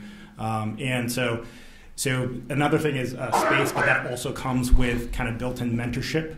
Also assistance with providing access to whether they have existing types of curriculum. Idalin was talking about cybersecurity. Facebook, as an example, has free kind of introductory, what is security, what do you have to worry about with privacy. If many of these community organizations could benefit from the fact that there's offices all over the place that they would probably be very, very open to, not just some of the major tech companies, just broadly looking at the Fortune 500. It's cheap to provide mentorship. It's cheap to provide office space. If you want them to take a look over the curriculum, that's also cheap. I think one problem is that there's not a coordinated effort. Everybody's kind of doing their own thing. Major companies are doing their own things. And sometimes the programs that they're supporting the most are legacy programs that actually aren't really that effective. Anybody else? I'd say, there are a lot of tech conferences, and a lot of great people that are on these panels.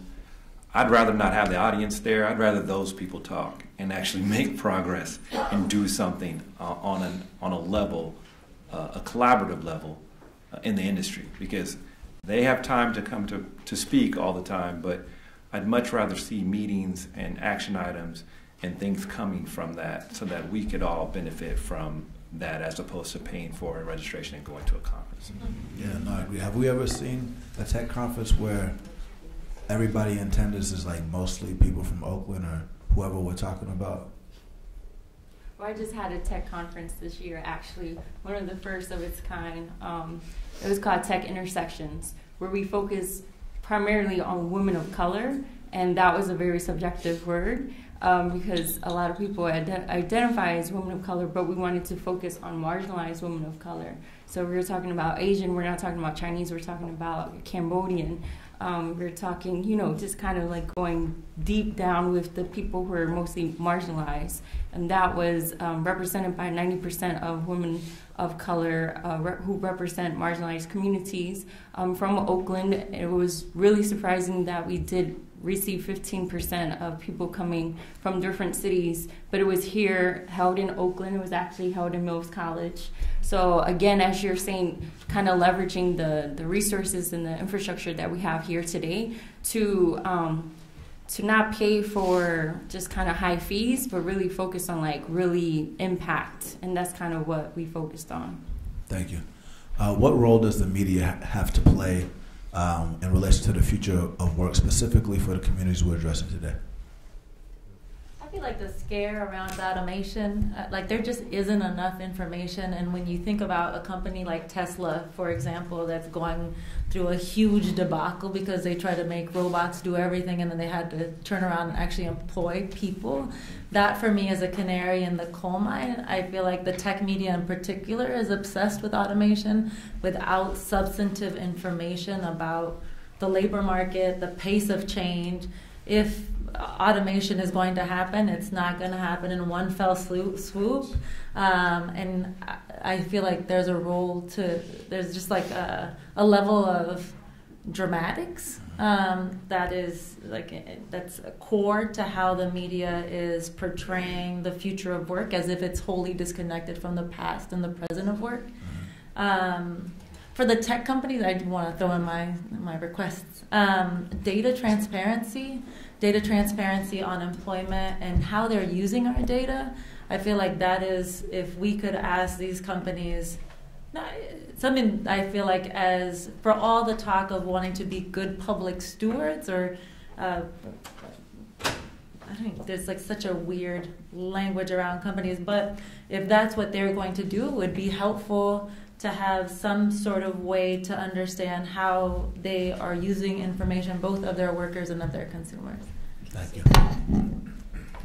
I would say from the media standpoint, first question would be that they need to tell better stories. Yeah. So I think we hear a lot, and we're inundated with stories about Facebook and the privacy issue, but we don't hear stories about organizations right here in this room that are doing work to diversify the tech industry. And that kind of loops into what I think we need. Like, my reason for being here is that I feel like Oakland is the epicenter of what a tech industry can look like. It's just here. It's everything from the community colleges to the nonprofit organizations that are doing work on the field. And we don't get the support that we need. So, I don't think that there's probably anybody at any of these tables that's doing this groundwork that says we have enough money to do the work that we need to do. We don't have enough money. And I think that's problematic when we're sitting right here in the heart of Silicon Valley and we're when you're meeting with these tech industries and these companies this week that say they're committed to diversity, but the folks that are from the community doing this grassroots work don't have enough support to do what we need to do. The answers are here. Like, we know how to fix it, but we're just not given the support that we need. And we need to get at the root of that. Like, why is that we don't have the support that we need to drive programs at California community colleges? Why don't we have it at Black Girls College? Why don't we have it at Level Playing Field? Why don't we have it at Social Engineering Project? We're the ones that are actively working to bring more Black and brown, and I would also say intersectional personalities to the forefront. And if those companies are really committed, then we should be having a different conversation when you guys are here next time. Can you talk about what you did with Hidden Figures and Empire and the impact that had? Oh, yes. Like, what? I think on the media standpoint, like, we did a lot of work both with Wrinkle in Time, Hidden Figures, Black Panther, to really make sure that this image of what it means to be a computer scientist had a broader lens. So really working with media at a very strategic level to make sure our kids of color were both seen as innovators and were able to see those people that were trailblazers. And also, I think, just to make sure they had a voice. So, like, when we see the end of Black Panther and that center is built in Oakland, like, it's in Oakland. Like, I saw this in Paris, and I was like, yes, Oakland. That's important because we don't have that. But I think that painted a picture of what the future could be if these tech companies really stepped up to the plate and put some real actionable dollars behind the lip service that they pay to diversity and inclusion. Yeah, the only thing I would add to that is the lip service piece is they're so infatuated with the PR spin and also just because of the way tech works, scale. So everything is focused on, like, oh, how do we touch or reach millions of students at a time? Like, look, the numbers in tech are so abysmal right now. Like, let's see deep investment to really, like, get students moving forward. Let's really see transformation and stop measuring based on how many students do we reach. Like, it's just still that PR spin. How many students do an hour code? Right. 15,000 hours. Yeah, exactly. I would compare the current status quo to, like, where we were before the EPA came online, and when you look at disparate impact that's happening across the Fortune 500, and they're not accountable for that impact, and they're not held accountable for that in terms of where the dollars and cents wind up on their balance sheet. And if it was the case that they can't produce these externalities without it winding up on their balance sheet, I would think that Oakland would start receiving the only missing piece of the puzzle, which is the money. Right. So I think that is something that is, I think, a big piece of the puzzle. Yeah. Can I add to the comment about the media and having people that look like you? Yes. That is so important because right now one of the biggest things that we see in our community is imposter syndrome is a huge problem. And having role models is a way for you to know that this is a goal that you can work towards, where even if, like, you might not know somebody in your family who's doing it, like, you at least have somebody else who can, like, show you, like, hey, I'm capable of this. Yeah. No, I'm really excited about this conversation because every single person in this room is powerful and is doing things that are great individually and sometimes through partnership. I would love to kind of, like, close before Congresswoman Barbara Lee provides her commentary by having a little brainstorm session about what we can do together that to hold ourselves accountable to the things that the Tech 2020 initiative is addressing, and just kind of, like, see if we have some takeaways that we could work on before we leave here. Anybody can start. I want to follow up about the growth mindset. What about colleges with boot camps? Maybe something. Any ideas? You all want to chat? Sure. I mean, specifically for the members, I mean, there are several levers that you do have.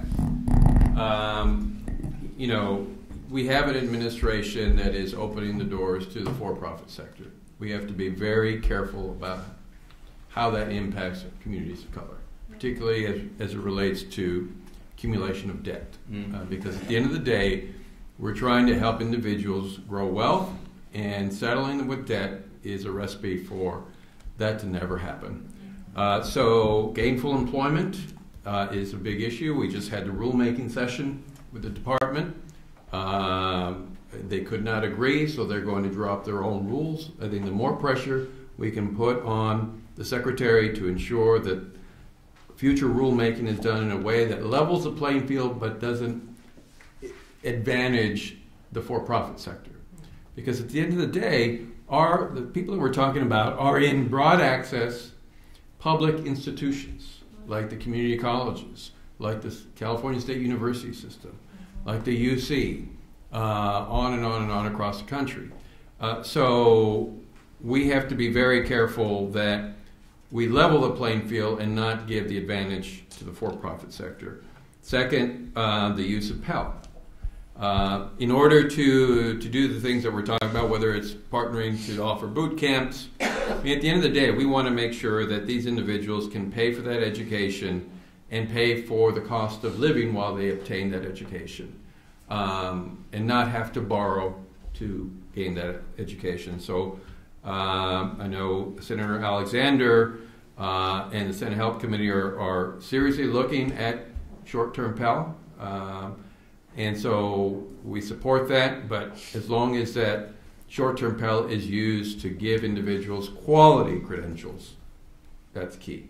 And then the last thing I'd say, the more that we can bring together the Congressional Hispanic Caucus, the Congressional Black Caucus, the Latino Caucus in California, and the Black Caucus here in California to really coordinate these efforts, the better for us in the field.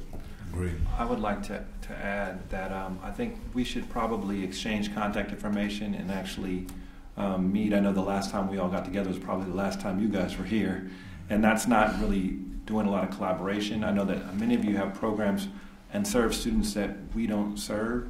So if we could be better advocates for one another, and if you have pre-middle school and and that's not a lane that I have, we can work together on getting your students, in a pipeline that's going to be, comprehensive. And also students that are going to boot camps and that kind of stuff, that we understand and know what you're doing so we can send people your way. I think that, and meeting on some frequent basis. Love it. So you're going to organize it or I'm going to organize it? I think you were going to organize it.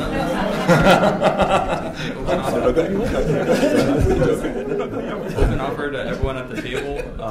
Any of your community members, we have a partnership program, and we'd like to invite any of your community members to a 150-hour intro to coding program. It runs online, and it's free. Love it. Love it.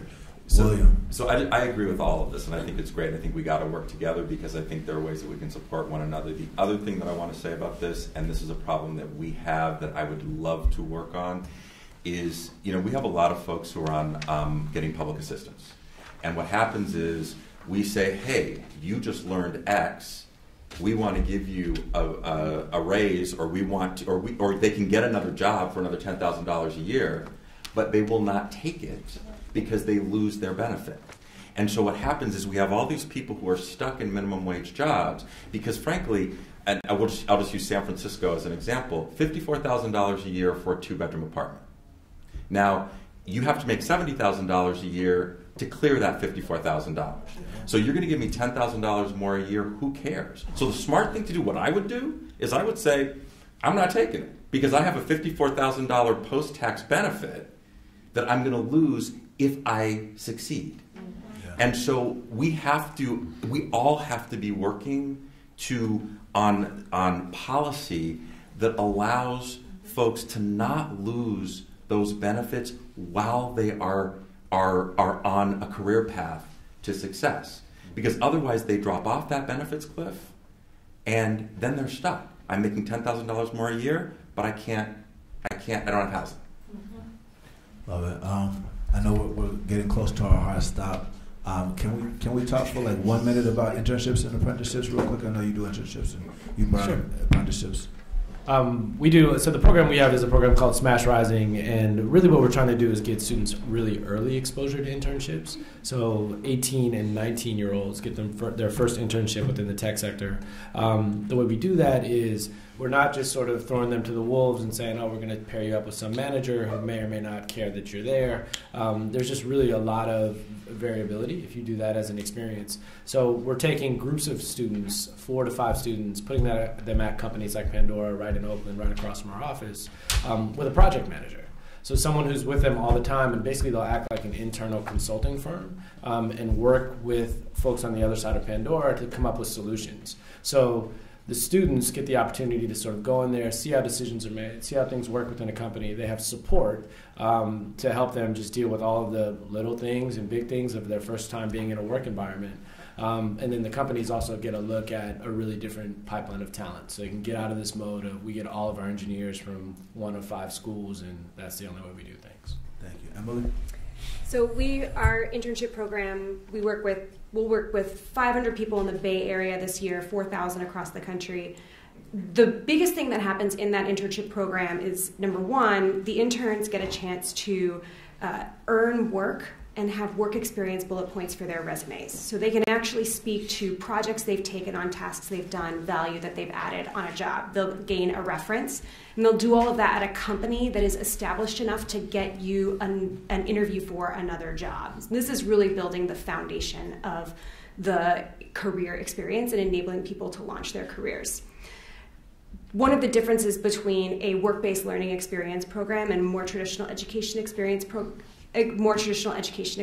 is that you learn the fundamentals of work. Things like how to use email, how to book resources like conference rooms through Outlook, what are the appropriate ways to communicate with your boss. And these are really vital skills that often are not taught in educational environments, but they're crucial for anyone who needs to have a job. So the work-based learning experience, I can't speak highly enough of it because it really does transform the trajectory. We're seeing that Year Up graduates 5 years out of college, 5 years out of their Year Up experience are making the same as the average college graduate 5 years after graduation. Thank you. You want to say something? And then I also want Kimberly to talk about how high school is too late. And then we'll be done. So we have a tech talent shortage, but I don't think there's enough discussed about how hard it is for tech companies to even sift through and assess people that are applying. Intuit, as an example, has 30,000 to 40,000 of these like intern applicants every single year. And the way that they end up trying to identify who they should or shouldn't hire, some of it's automated, some of it's humans looking at resumes and what's the internship, what was your last internship, what's the school that you're going to. And so it's very challenging as they're looking at the variety of different programs or sources or schools for them to be fair and effective at evaluating people. Our program actually initially was an internship program inside of Facebook where we've run multiple types of programs like that. And the goal was to put the same type of learning and educational environment directly on college campuses so that when an employer is looking at a student that we send them, they're able to see the exact same assessment across dozens and dozens of colleges and universities and surprised to end up hiring different people than they normally would. They hire from a much broader spectrum. And so our experience has been, and one reason I keep saying, we have to collaborate and chat more with one another is because right now it's very challenging for tech companies to even appreciate who the people are that they're missing. And they don't really necessarily have the tools, but I think the organizations in this room individually have been trying to build our own assessment systems. And if we're able to collaborate, then you end up, instead of representing a drop in the bucket, you represent the opportunity for companies to be hiring much larger volume, and you become something that's strategically really critical for them. Okay, I think we're ready to close. Sure, well, first, let me say how much I appreciate this discussion because all of you have, first of all, confirmed a lot of what we have learned through our visits with the tech sector and really given us some ideas and suggestions out of the box because clearly, what the traditional ways of looking at racial equity and parity is they're not working. And so thank you for sharing these ideas, and we've got quite a bit of work to do. We look forward to our continuing work together. A couple of things I want to mention. One is I came to a couple of the SMASH programs. 200 primarily African American and Latinx boys. At every one of them, barring none, had a little business card, okay? And they all told me about their apps they were developing and this and that, and they were entrepreneurs. And then I went into another room, and they were developing their apps as part of their project. And their apps, I guess they were apps they were putting together, were not around traditional kinds of problem solving or what they wanted to do, but it was around social justice issues, like how can we make sure that our parents have a decent standard of living? How do we find affordable housing? How do we create it through technology, a way for them to better their lives? So it was really very, going back to what you said, I mean, these young people are brilliant, and we may need to look at how we help, because I've often wondered what has happened to a lot of these young men. Have they gotten a business license, or do they have a couple of them had clients already, and so I think we need to really look at that potential there on the entrepreneurial front. And then finally, let me say, I have young people I work with who are primarily African American around gun violence. And at our last session, there was all of them. We talked about guns, getting guns off the street, the fact that one young lady, I think she's in the 11th grade, 20 of her family members or friends have been shot. I mean, all of them had the trauma of gun violence in their lives. But they told me, they said, this goes deeper than this in terms of just getting the guns off the street. And I'm listening to what you all were saying. One is they said, we don't have any culturally relevant education. One young lady said, I had to figure out how to get to Africa to find out who I am. Okay. Another one said, because I said, well, what do you think we could do? More after-school programs. They said, we don't get what we need in school. We need more after-school programs. Another one said, and you know what? The teachers need training, because the teachers we get are the least experienced teachers, and they're here, and they said some of the teachers come to work off their student loans and they're gone. And so everything you have said here today confirms what these young people have been telling me over and over and over again. And so I'm, not that it's good to hear you see the same dynamic taking place.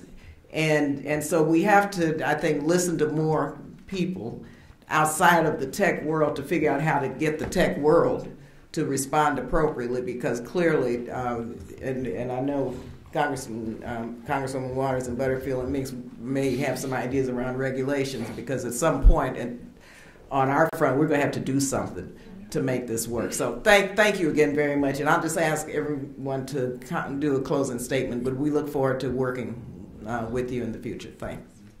Well, I just want to associate myself with the remarks of Congresswoman Lee. We thank you so very much for the work that you do every day.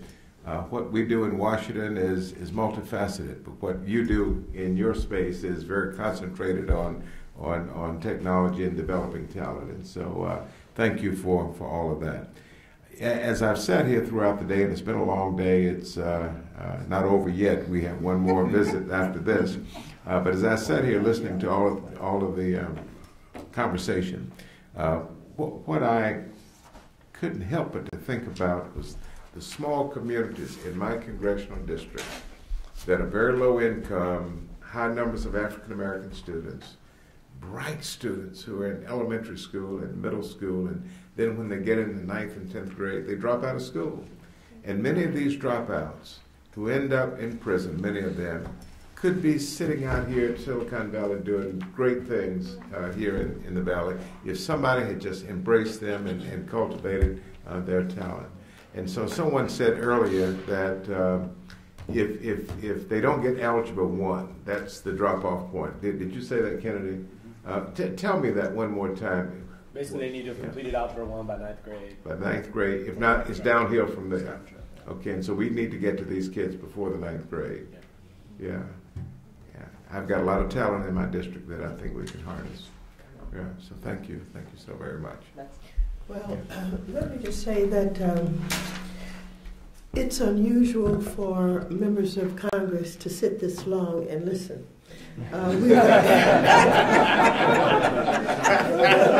Usually, we're talking about things we know and things we don't know. And I could not help but think about the recent Senate session that was held, on the Senate side, when they had Mr. Zuckerberg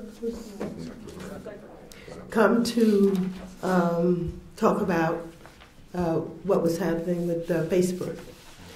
And the senators didn't even know what questions to ask. As a matter of fact, I'm told, I didn't really see it, but it was described that senators were asking, how do y'all get paid? How do you make money? Well, that was a lesson. It was generational for the most part. And the members of Congress have just glorified in this high-tech industry and all that they do, et cetera, et cetera. But we don't have a lot of regulations, And now that we've had some hacking into the DNC, and we understand how, some of us understand better how the ads work and how the targeting works, we're going to have to pay a lot more attention.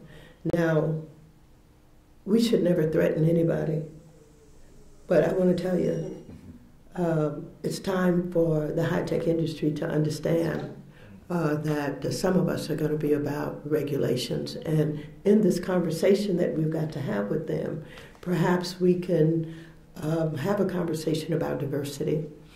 You mentioned Jesse Jackson, and you're absolutely right. I didn't realize it had been 3 years since he'd been here. And I know that he worked very hard. I don't know what happened as a result of all of Jesse Jackson's work. And you're absolutely right. He may not be able to continue, to do what he was doing. But at least he had at least a reputation for pushing, for leveraging, for urging that has been helpful in the business community over the years. And so I think it's going to have to be more of that.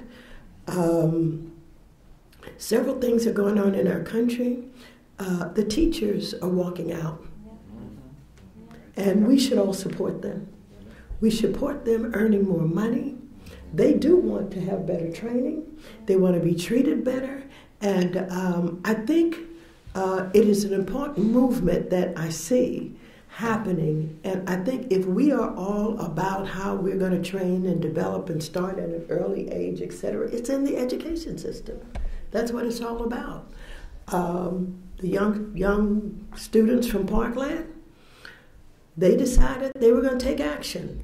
And what I'm saying is this, a combination of what you see the teachers doing, the students from Parkland doing, they're trying some more tactics to put pressure where pressure, needs to be put. And I think as public policymakers, we're going to have to use our tools also to put some pressure where it needs to be done. You have touched on a lot here today. And I'm sitting here thinking about private post-secondary education and the money that we have spent with the student loans on private post-secondary education. I'm not happy at all. And so what we have is, for too many years, we've had private post-secondary education that have gotten, billions of dollars now, I suppose. And, it took us years to shut down Corinthian. You know what I'm saying? I want that money into community colleges.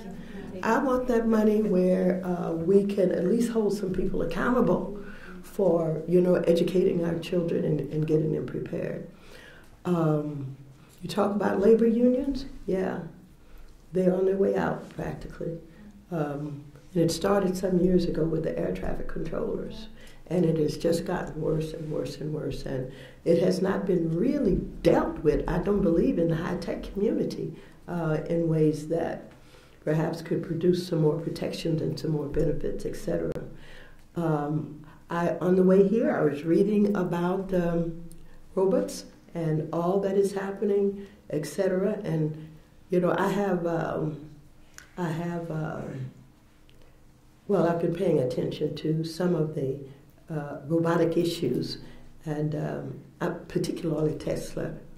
But they just killed somebody, you know, a woman, you know, because they told it had been perfected, but it has not been perfected. So, you know, human beings are always going to be needed in some capacity, either training robots in relation to them, expanding job opportunities, et cetera, et cetera. So, Barbara Lee, without, you know, going into all of this, when we talk about education, ladies and gentlemen, we got Betsy DeVos, who is the education secretary. Many of the people in this administration serving as secretaries were placed there to destroy the very missions that were basically organized for those. You talk about EPA, you talk about education, what have you. So a lot of this has to do with public policymakers and what we're going to do to take back our house and what we're going to do to make sure that we correct some of the things that's happening now and may go on for a while. You know, the recent tax bill, the tax scam. The richest people in this country made out big time. Big corporations, Silicon Valley, from 35% to 21%. That's what their tax responsibilities have been reduced to. Middle class people and the people you're talking about, there's a housing crisis in this country. People cannot afford to pay first and last month's rent and security to get into a place. And, you know, whether we're talking about San Francisco, this area, or Los Angeles, New York, what have you, there is a housing crisis in this country, and it's going to take public policy and people who care about people having a safe and decent place to live to make it right. And so these are big problems, and they're complicated problems. And what you're talking about is, you know, the future of this country. You know, where are we going? What are we doing? Out of all of this, I certainly was so pleased to hear you say that you have 650 employees, that a combination of support from Google and some other people for these people coming out of, you know, who've been incarcerated, because that is a big problem about what happens to them when they hit the streets. So we hear you, and I'm glad that you had us here to just sit and listen. You know, I work with and, you know, have the fortune to be paying a lot of attention to millennials. And they have taught me in meetings that I put together to have an open mic so that we can just listen to people. And so today was a good experience for all of us. And thank you for everything that you do. But remember, those industries that you talk about, saying they should do it this way or they should do it this way, and why don't they? They're not going to just volunteer to do what you want them to do. They're not going to decide, and I want to tell you, I am sympathetic to what you're saying, but I want to tell you, I have no sympathy for a huge company that's a multi-billion-dollar company that can't figure out how to bring people in. You know what I'm saying? That's a problem. That's a problem that somebody could sit in a back room one night and just solve. So let me just say, I want you to keep doing what you're doing. Any opportunities that you have to inform us about what you see that we could be doing something with in public policy. Any opportunities you have to encourage young people who want to be more active, who decide that maybe a couple of hundred want to go visit somebody on a particular, encourage them to do it. Because it's going to take all of this. Otherwise, you know, we could end up going backwards. Thank you very much. Thank you. I want to join my colleagues in first thanking you for what you do on a everyday and regular basis. It is absolutely essential. And though you are based in California, as I was sitting here, I'm just thinking of the massive job that we have to do because it's virtually in every state of this union.